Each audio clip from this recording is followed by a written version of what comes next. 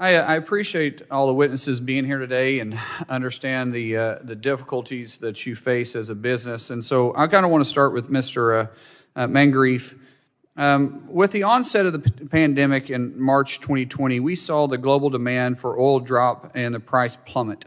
We finally are seeing a demand rise to pre-pandemic levels. Can you explain the process of ramping up production to meet these needs?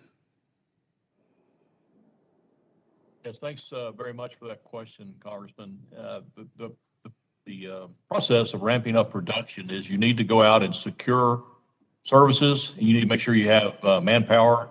You need to make sure you have infrastructure and all the permits. And that is something that here at Devon we have been doing. So if you look at 2021, we averaged 14 rigs. As we sit here today, we're at 19 rigs. So we have been ramping that up.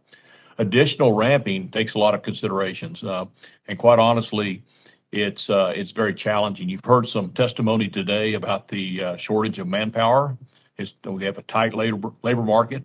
We also have tightness in rigs and services and supplies. So it's something that we really have to think about. But for our company, we not only increased activity, we're going to be bringing on 300 new wells this year. And that'll have a big implication as we go into not only the back half of 22, but 2023 as well.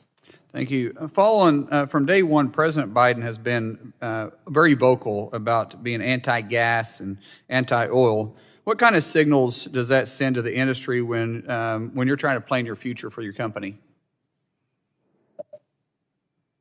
Well, for us, it's we really need to have some dialogue, and that's what we've been asking for is dialogue. For instance, Congressman, with our company, about 20% of our activity or our acreage, is on federal lands. However, 50% of our activity and capital budget is also on federal lands, and the production is corresponding. So we're seeing some ramping of production, primarily in southeast New Mexico and Leonete County, which is the most active two counties, I believe, in the entire nation. And so we're seeing some good response there. But we really have to think about not just getting existing permits, but also or new permits for the drilling. But as we talked about, we also need some additional permits. And so you have to think about right ways, you have to think about infrastructure build out, and you need to think about long haul pipes getting to the market. Thank you, sir. General McMaster, many of our allies in Europe are reliant on energy from Russia. With Russia waging war on Ukraine, is it evident now more than ever that Europe needs energy from the United States? Would you agree that American energy independence creates global stabilization? Absolutely, Congressman. I don't know how else to say it. I mean, yes. Are there any geopolitical vulnerabilities for importing oil from Venezuela, Iran, and Russia? Absolutely, because we know that it is the ATM of oil exports that allows those oppressive regimes to stay in power, to keep in place their criminalized patronage networks that make people in those countries reliant to them. And in the case of Iran in particular, it is the revenue from oil exports that allows them to continue their 4-decade-long proxy war against the great Satan, us, their Arab neighbors, and against Israel. Thank you. And here in the side of the United States, the Biden administration is pushing us away from fossil fuels. Can you explain how this plays into the hands of communist China? Well, it plays in the hands of China because we cannot meet global energy demands without the U.S. being really a major player in the global energy market in the area of hydrocarbons, and I would say in natural gas in particular.